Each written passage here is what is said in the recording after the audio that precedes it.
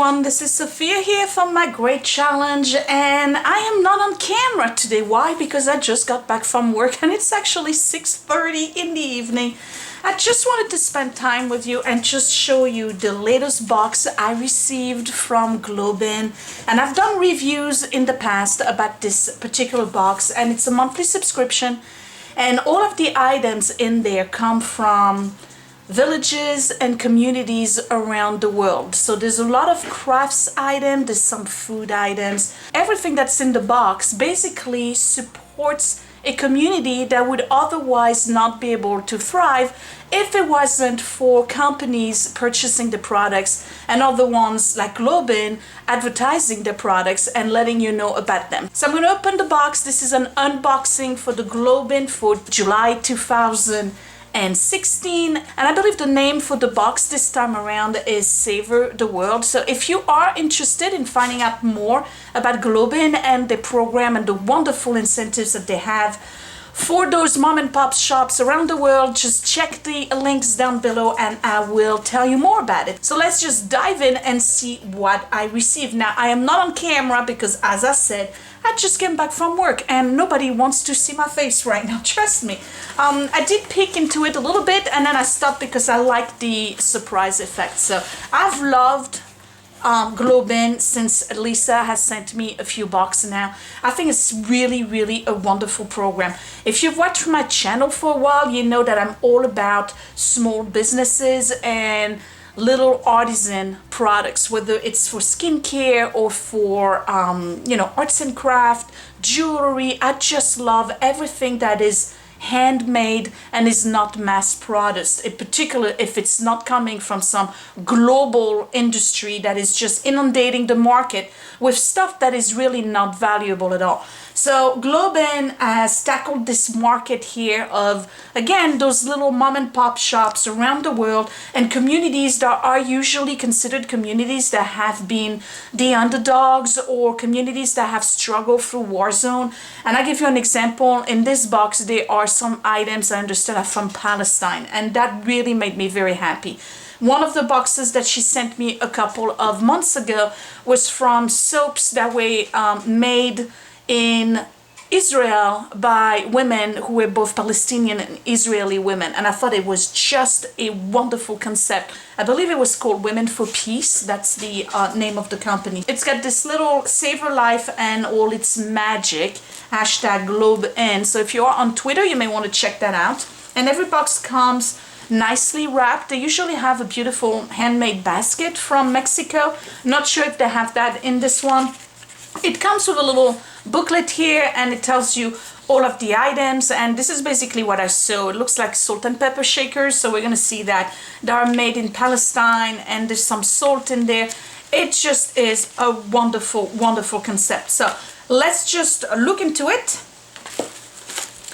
Okay, super excited. All right, so the first item is this little thing. I'm just gonna pull it out.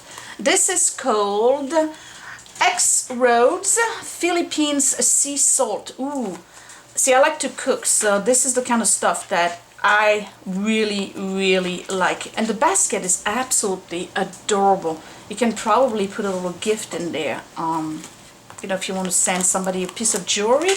So here we go, X-Roads Philippines Sea Salt, and this is natural sea salt. It's nicely wrapped. I'm going to try to open it a little bit and try it. Definitely salt.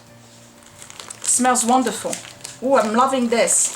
Okay, what's the story on this? Let's look at the little booklet here. So this new sea salt was harvested from the pure sea waters of the island of Luzon by traditional salt farmers, or hacenderos. Unlike highly processed generic table salt, the hollow crystal of this handcrafted product offer a crunchy texture while their flakiness melts bright mineral wealth crisp to the tongue into food.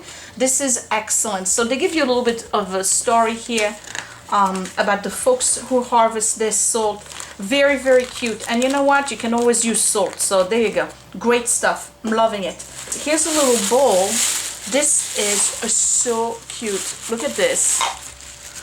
Oh, this is adorable. It doesn't have a smell.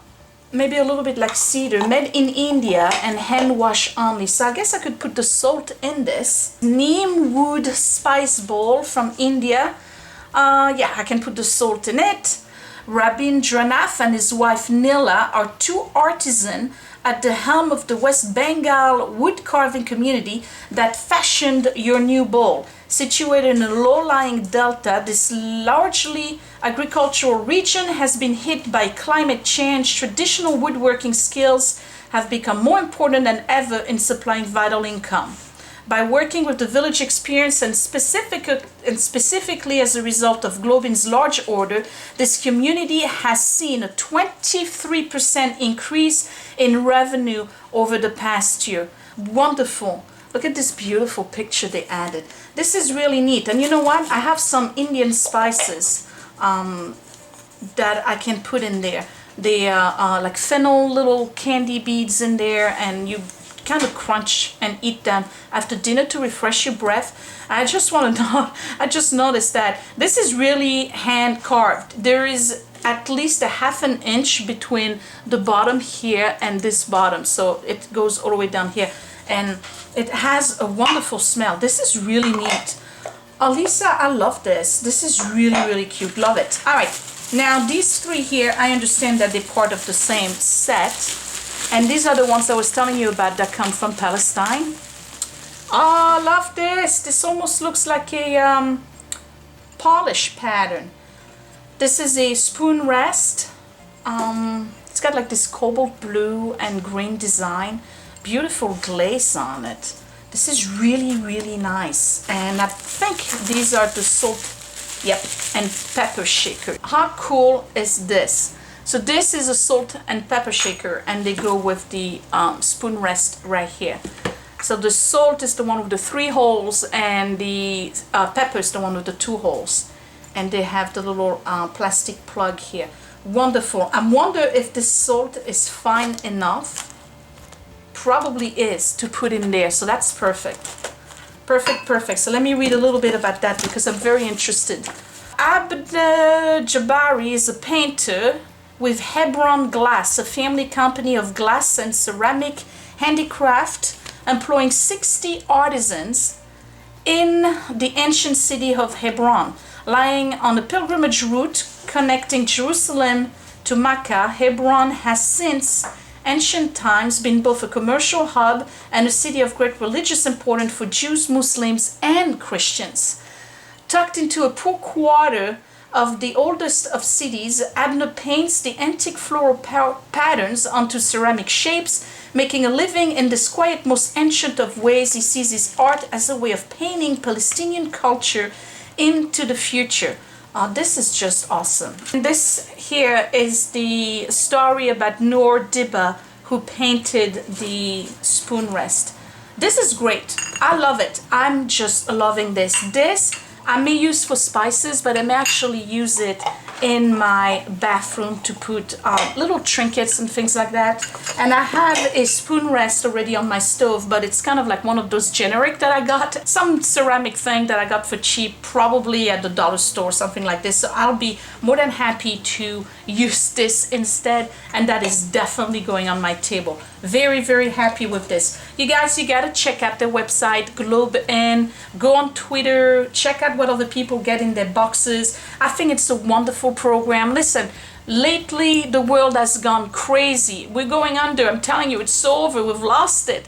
It's going crazy. If we could just get together and start making those little communities survive, maybe the world will be a better place. I'm not kidding. It's just unbelievable, the stuff that we bypass and don't think of. Like, you have these little communities of folks in Palestine. I didn't even know they were still doing artisan stuff because I thought the country was just war-torn and they are too busy just surviving basically on a daily basis, whether it's them or Israel. So I'm very happy to see that there's still some artisans out there who believe in their artistry. Let's just stop buying global crap that we get in the box stores and start focusing on the mom and pop shops around the world and make sure that we make the world a better place. That's all I gotta say. Lisa, thank you so much for sending this box to me. I love everything in this. I really do. Matter of fact, I'm pulling this out right now because I'm cooking tonight. I have to make dinner.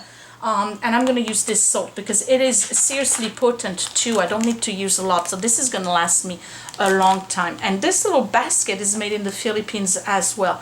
I don't have that kind of talent, you guys. I don't know how to make stuff like that, and this is absolutely adorable, and it's well made too, so it's probably gonna last a long time. Unlike those little party favor baskets you find at the dollar store, this is gonna last me a long time. Okay, I give this box 2 thumbs up. Check out the link down below. Get your own box if you're interested. Every month is something different. I really love it. And there's a recipe here for homemade garam masala, which is one of those spices that you can put together and you know, use this bowl for. And you can use it for a whole bunch of recipes, but I'm going to take a second to show you the stuff that I purchased at an Indian store a couple of months ago, and I think I showed it to you on another video, and I'm going to transfer it to his bowl and we're going to see what it looks like. So I said I was going to use this for little trinkets or whatnot, and quite frankly I have enough boxes for trinkets. So I have these spices that I've purchased a while ago at the Indian store. There's a super royal mix and there's a green fennel mix. And these are, if you're familiar with Indian restaurants or if you are familiar with Indian culture, you can chew on this after dinner, and it's basically fennel and little candies. And it just basically freshen your breath, and they are just wonderful. They're very good for your teeth too because it's got some disinfecting properties. So I'm going to put some of that in here. And then this one is just green fennel covered with mint, and it's also a freshener. I'm going to go like this, give it a nice shake. There we go. And this is going to stay on my table as an after dinner treat and little mouth freshener. Lisa, you made my day. So there's a store out there that's called Anthropologie, and I don't know if you've ever walked into an Anthropologie store or maybe an Urban Outfitter. You're gonna find a lot of items like that in those stores, and every time I go there I'm always looking at those, not specifically these items that I have right here, but things that are very similar, and I'm always tempted to purchase them. I look at them for a while and I'm like kind of like dancing around the idea. Well, I don't know, do I really want it? But I gotta tell you, I would much rather have things like this that come from a little community, from another country, than something that was made and mass produced. So I'm just encouraging you to really look at alternatives to global stuff and start looking at mom and pop shops, whether they are here in the US or around the world. Support a community, guys. Main Street as we know it is gone.